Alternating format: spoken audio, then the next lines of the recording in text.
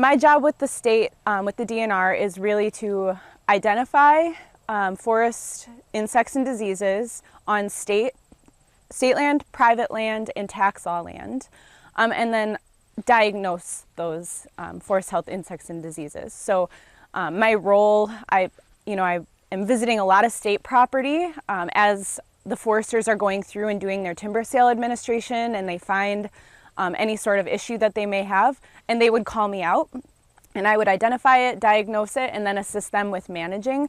But what a lot of people don't know is that I also assist landowners and private landowners. So tax law landowners, oftentimes as they're doing their timber sales, they'll identify something, or they'll have a species that's at risk, like ash with emerald ash borer. And so I would work with the landowner on at least letting them know how we could manage if something does happen. And then other private landowners who are non-tax law as well. And a lot of those are Christmas tree farmers or other sorts of tree farmers as well. So I'm here today to talk about some red pine diseases, but also just to educate and let you guys know that I'm a resource available. I'm a regional resource, and 17 counties is a lot of counties to cover. I get a lot of private landowner calls. However, I do site visits, and I do identification for all sorts of different groups. So talking about red pine diseases, so I'm a little bit of background. I went to Stevens Point, and then I hopped over to the University of Minnesota to get a plant pathology degree. So I have a forestry degree, but also tree disease person. And so I get really excited about tree diseases. All my coworkers are entomologists, and they're extremely passionate about insects. I'm like right here, but really up here with the tree disease. They're extremely interesting, and they're really fun to work with, but also they're manageable. And a lot of people don't know that you can manage tree disease. The first thing though is prevention, and then also identification. So today we're going to be talking about some symptoms to look for when talking about specifically red pine diseases, and then how to manage those things. So when looking at this this stand of red pine, you can see that the trees are starting to thin out a little bit. Sometimes we call that lion's tailing, so the branch will start to thin, some previous year's growth, and then there'll be a tuft of new growth, and that's all you see. And you can see right through the canopy. And as you're looking, you can see the trees behind those affected trees look pretty full. You can see the canopies are really dark, rich green, and they're pretty full. So this would be a case where either a DNR forester or maybe a landowner would give me a call and say, hey, I think there's something going on with my red pine. And I would come out and look.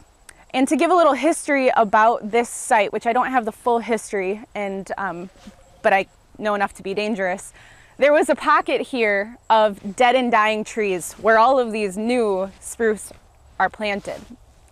And at that time, it was identified as red pine pocket mortality, which that's what we'll be talking about today, one of the two big diseases that we'll be talking about today. And so as a result, when those trees were identified as being sick, there was the pocket of dead trees was removed, and then a buffer of 30 feet worth of live, healthy trees was removed as well. And this is a great management practice, and we'll talk about why it was. However, you can see that although the pocket was removed and the buffer was removed around it, the trees that were left are starting to be symptomatic.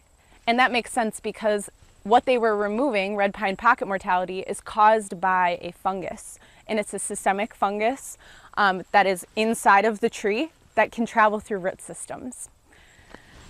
This is a native pathogen, and it's carried by a native beetle. So although it's bad that it does kill trees, it's not as bad as another disease that's called heterobasidian root disease. And for some of the older loggers and foresters, it was called anosum root rot. And that is the more serious of the two diseases. That is also inside the tree, and it also travels through the root systems. And so when you have an affected tree, it would then, all of these trees are touching roots with one another, all of them. As you keep removing little pockets, the fungus continues to move through those root systems underground. and that's for both red pine pocket mortality and heterobasidian root disease. So before we talk about management, I thought we would talk about distinguishing between the two diseases. As a landowner, it would still always behoove you to send in samples to confirm the difference between the two diseases. So if you have a pocket of red pine that's dying, sometimes the symptoms with the two diseases can kind of blend and they look very similar. So the best course of action is to call a forest health specialist, and they would take samples for you, and we can actually diagnose it in the lab. So unfortunately, they removed all of the dead and dying trees for me because it would have been awesome to show you some really serious symptomology. But we do have one tree here that is symptomatic. So this tree right here, as you look up, and with the light today, it's very difficult to see, but actually all of those needles are bright red. They're bright red and they're brown, and it's thinning out on this tree right here. And that would be called a flagging tree. So those branches are showing signs that something is going on with that tree. So when you're in a pocket, it's one thing if the trees look thin, that's an indicator that those trees are stressed out. This tree would be a tree that I would sample from because I know something's going on here. It's not so dead that the wood would be degraded, but it's dead enough where I know that I'll get the fungus out of it if I send the sample in. So we're actually going to move over to that tree, and we're going to talk about a few things that are on the tree that you look for when talking about these two diseases. But the first thing that I do when I go to a site with dead or dying red pine is I actually remove all the dirt around the base of the tree. And so you get down and you just remove all the dirt. This is because the more serious disease called heterobasidian root disease, or anosum root rot, it creates a fruiting body, a fungal fruiting body, which is just a fancy word for a mushroom on the side of the trees. But the fungus is very smart in that it's produced underneath the needle layer, so it's protected. So the first thing I do is I remove all of the duff layer around the tree to look for bright white mushrooms. That being said, the fungus can be there, but it might not be producing mushrooms yet. So just because they're not there doesn't mean with 100% certainty that it's not the more serious of the two diseases. However, if you do find them, you would pluck them off and I would send them in and we would get positive confirmation, and it makes it easier for me. I've only found, the rule of thumb is that you only find them 40% of the time though. So, yes, Dan? Alex, do they look like regular mushrooms? No, they don't. So they're bracket fungi. So they're around the base of the tree and they're perennial. So they come back every year. They continue to grow on themselves. They would have a bright outer ring from this year's growth. And it's bright white and fleshy looking. And a lot of people liken it to popcorn. So they call it the popcorn fungus. So when you pull it away, if it's very small, it looks like a freshly popped kernel of popcorn. Bright white around the outside, and then the previous year's growth, if it was there last year, would be kind of a dingier brown, maybe fading into gray. And there are some amazing pictures of it online, and I will be happy to provide all the DNR resources and fact sheets and stuff like that. After looking for the fruiting body, if I don't find it, I start working my way up the tree. And what I'm looking for is bark beetle activity. So on this tree specifically, which I'm gonna have everybody come take a look if they'd like to, you will see little holes all over the tree. Some of them are the size of shotgun shot is like the best, that's the best description that I have for it. They're tiny little holes, and those are bark beetles. Then there's larger exit holes. Those are from pine sawyer beetle. They're about the diameter of a pencil eraser. So the moral of that story is that you're gonna see several different sizes of exit holes on these trees that are stressed out. All of those different sizes of holes are different species of bark beetle, and they all serve different purposes. So, like I said, red pine pocket mortality is the native fungus that's carried by the native beetles. If I want to rule out heterobasidian root disease or red pine pocket mortality, I'm going to look for bark beetles because the bark beetles would be carrying the red pine pocket mortality. After I do that, I look around the base of the tree. I've already pulled back all of the duff layer, and I'm looking for pitch tubes. Pitch tubes are the tree trying to push something out from around the root collar. And what that thing is the root collar weevil, which is a beetle. And those pitch tubes are indicators that the root collar is being infested by this type of insect, this type of beetle, and that causes stress to trees as well. So really, I'm just looking for all of the clues on this tree that would tell me if it's stressed and why it's stressed. Because bark beetles by themselves may not kill trees in Wisconsin. They often don't. They're oftentimes an indicator that the tree is stressed out, and therefore the beetles are taking advantage of that situation. And then finally, I look up at the canopy, and if it's within reach, I would grab a branch sample. I'm short to begin with, and I don't have a pole pruner tall enough for this. That being said, sometimes I'm lucky. I'm with a forester who has, the ability to take the tree down, or I can take the tree down and I can take branch samples. Because there are also foliar fungal diseases of needles as well that will cause trees to be stressed out, specifically diplodia, which is a very, very important fungal needle disease here in Wisconsin. And I could spend a whole day talking about that one. But lastly, to really know what's going on inside the tree, I have to take a sample. And taking samples is not so difficult that landowners can't do it. I won't discourage landowners from taking samples, and if you know where to send them, it can be extremely helpful. That being said, you could always call your forest health specialist and they could take samples for you as well. But I'm going to show you how I take samples, and then we'll discuss what we find inside the tree, which is oftentimes really, really awesome and interesting.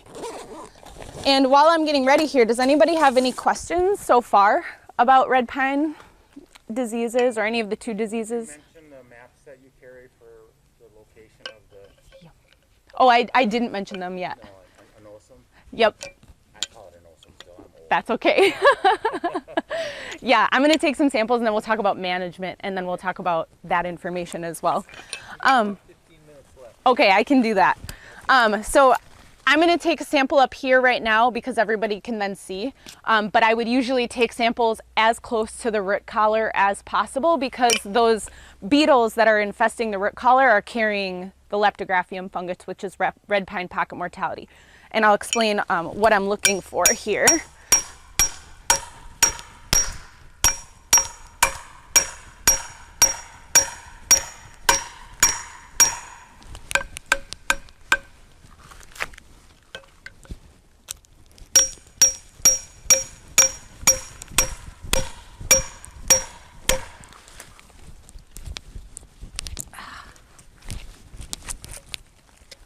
Ooh, this thing is super pitchy.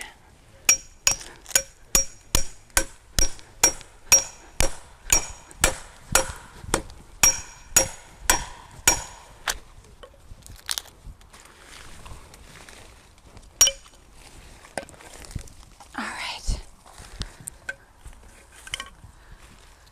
So what I'm looking for here in this sample, which I can pass around, is staining. So heterobasidian root disease is Oronosum root rot, is a decay fungus.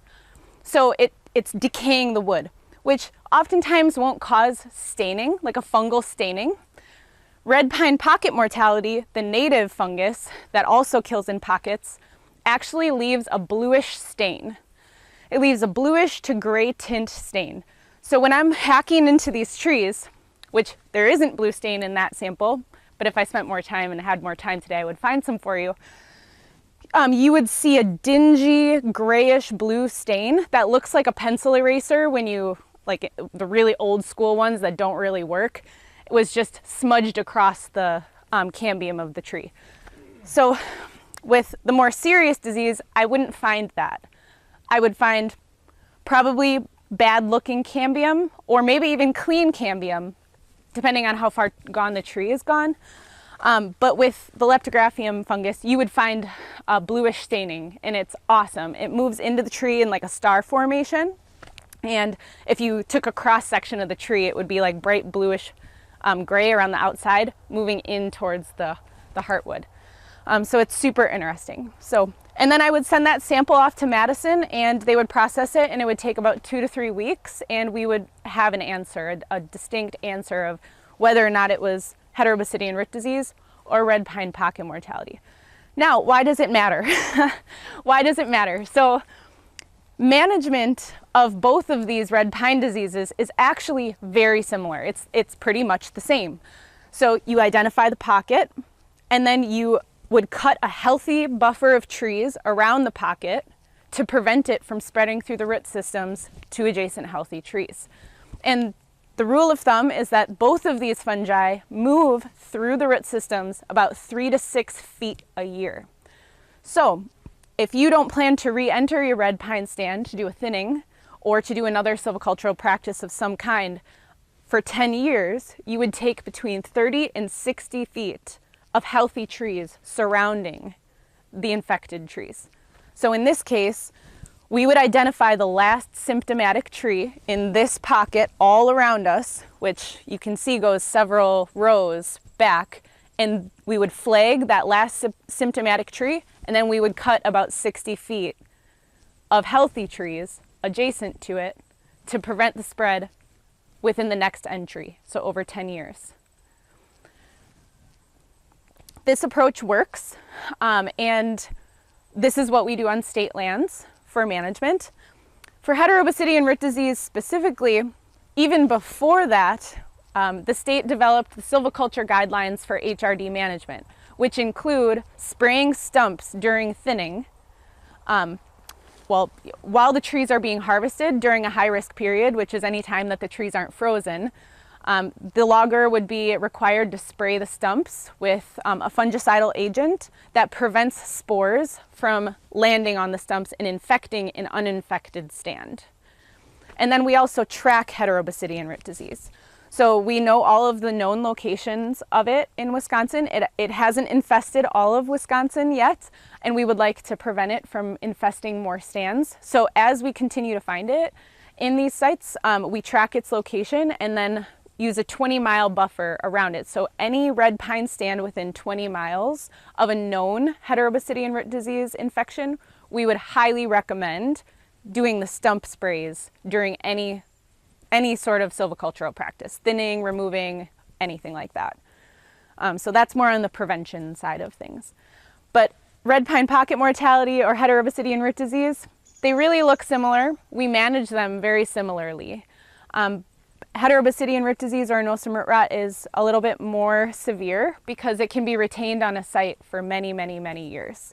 And it will continue to kill red pine, and now we know white pine as well. So in Wisconsin, a lot of the red pine plantations, especially in the central sands, are converting naturally to white pine. So the white pine is seeding in underneath these red pine. And now we know that Heterobasidian root disease, when it's in a site, also starts affecting the white pine regeneration as well. So we're working on doing research to understand how many of those white pine will really be affected and how well those sites will regenerate in the absence of red pine and with another susceptible species that's white pine. But at this point, we don't know necessarily how many of the white pine it will kill, and there's still some work to be done. But yeah, I don't want to go too far over on time, but I wanted to leave some time for questions as well, or any comments or anybody having experience with any of these. We got 10 minutes still. So. 10 minutes? Yep, Okay. 10, 15. Do you see like any of those things in the soil, the mushroom-like things? Can you actually see them down there to show us? Or They're not here. they're not there? Yeah, they're not here. So Okay. that's a good So thing. that's actually good though. Yes, that's I mean, good. That's good for the tree. And I'm going to be sending in samples of this tree to see what it is. But And because of the symptoms of the red-colored branches, that's why you're feeling this is definitely a disease. yes, Okay. yep. This would be a tree that I would definitely sample, especially if it's on state land. Yep. If you listen really carefully, you can hear an insect working in that red pine there. It's a secondary attack. It's the longhorn pine beetle, and you can hear the grubs in there. It goes, ring, ring, ring. He's eating the wood. If Yep. Listen, you can hear it. Yep. And those bark beetles, like, they really affect the stressed trees. Oh yeah. Yeah, the woodpeckers can hear it too. But people think, oh, that's killing the tree. No, usually that longhorn pine beetle doesn't come until the tree is as good as dead. Yep. And then they'll bore in there, and they make the big holes in the wood with them. And this one here is definitely symptomatic. Yep. Is that something they missed when they did the harvest? Because one of the things I've found is that people very often are afraid to be overly aggressive, Yeah. and you're almost safer to be more aggressive than not. Yeah, so maybe they chose the 3 feet per year approach versus 6 feet per year approach. Or maybe they didn't identify the last symptomatic tree. So this to me is just an indication that maybe a larger buffer should have been cut, but also that the fungus is moving through those root systems, and it's now affecting these edge trees, which also, when you open up pockets of second or third thin pine, those edge trees are going to be stressed already because they're getting opened up, and they didn't grow being exposed on one side to wind or other sort of things like that. So they're going to be stressed because they're edge trees now, which makes them susceptible to bark beetles. And I see a lot of red pine pocket mortality popping up on edges of previously cut pockets as well, because those bark beetles are going to start infesting those stressed out edge trees. So then they kind of reinfect the stand again. It can, yeah, and really it's always going to be there in those root systems as long as those root systems are alive. It'll be on the site. But thankfully, the red pine pocket mortality, because it's native, it's not something that's super aggressive, and it doesn't cause rapid mortality. So typically I can find a pocket when there's only a small group of trees that are affected. So is there a recommendation not to replant red pine on that site? So with red pine pocket mortality, you can replant red pine on the site. With heterobasidian root disease, we found that that fungus is extremely resilient and it can be retained in the soil for decades. So with red pine pocket mortality, you can replant to red pine. With heterobasidian root disease, you're looking at a total cover type change because you cannot replant red pine in those stands. And it's even more concerning because the white pine regeneration, which we thought was resistant or not susceptible to heterobasidian root disease, we found that it kills white pine as well, which is a big bummer because that's where the stands want to go, is back to red pine, or back to white pine, excuse me. You know, the white pine seed in underneath these red pine plantations. But it doesn't look like we're going to have huge success with the regeneration because we found that all of the pine are susceptible to heterobasidian root disease, which they really could have picked an easier name for that one, but HRD. You'll hear HRD a lot, which is the acronym. So what's your prescription then for the rest of the stand? Is it the regular standard operating procedure, or would you be more aggressive with taking trees out? I would probably be aggressive. First, I'd want the positive diagnosis because the diagnosis was not made when they initially cut out this pocket. Like there were no samples sent. I would want to 100% verify that this is what I think it is, which is a red pine pocket mortality. And then once I get that positive diagnosis, I would recommend, depending on the next entry, which is probably going to be in 10, 15 years. The last entry was in 2016. Yeah, 2015. 2015. So maybe 10 years, maybe 8 years, next 15 years. Come in sooner. Okay. I would probably recommend like the most aggressive approach, which would be the 6 feet per year. I know some people just say take a chain because it's easier for people to conceptualize a chain, which is 66 feet, not 60. So, yep, I would be more aggressive, which honestly, looking back into this stand, that could be the end of this red pine. So that would be one of those instances where I'd work with the forester or the landowner and we'd have a serious discussion about how many trees the landowner is comfortable losing between now and the next entry. If they're not comfortable removing the top off of this red pine, are they okay with losing 25% of their red pine by the time that they re-enter the stand situation? So, and that's the cool thing about the forestry management plans is although they are the Bible and they are set in stone, and that makes conducting them easier in certain situations, they are still flexible enough to account for forest health issues. And that's kind of my role, is to facilitate maybe modifying certain stands and their silvicultural practices in that time. So yeah, the rest of these pine look relatively healthy. I think the main issue is over here, and obviously this area is going to start to get thin in the next 5 years. This tree is obviously going to die. It's going to continue to move into the trees adjacent to it. So I don't think that possibly removing these would be the worst thing. So, yeah. And we could go back to replant with red pine if it's the Yep. red pocket. We could go back to another red pine plantation. Yes, once we get that confirmation, I'd be comfortable recommending replanting to red pine if all of the red pine was removed. Yep. Or continue planting your spruce. Yep. So, but on the forest health team, we don't just deal with red pine issues. Most of my life is absorbed into oak wilt right now. We've got spongy moth outbreak happening in portions of the state, which was formerly known as gypsy moth. We made a name change to gypsy moth this past year. It's now spongy moth. So if you see any advertising about that, they're talking about what was known as gypsy moth.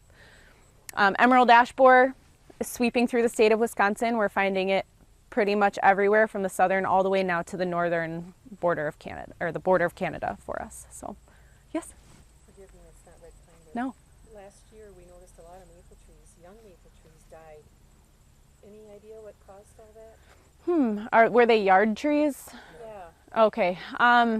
The yard maples are always difficult, but there's a few things that do affect yard maple, one of which being anthracnose, which is a foliar fungal disease. Also, I shouldn't advertise this, all of the forest health specialist phone numbers that are listed online are cell phones. Shouldn't be advertising that. You can text us pictures, and I do probably 50% of my diagnosis for landowners just through pictures. If you Google Wisconsin DNR Forest Health, it'll pull up a map with all of the counties that each of us cover, and wherever you're calling from or what stand you're calling about, you just identify which county it's in and you would call your forest health specialist. And we're all very responsive, extremely enthusiastic, and really nerdy. So just brace for impact, but they can be very helpful for you. And I deal with Christmas tree farms a lot. Just like agricultural diseases and insects, things can really sweep through Christmas tree farms. And so I work with a lot of Christmas tree growers and identifying their, Christmas tree diseases and insects. Not so much forest health, but still awesome.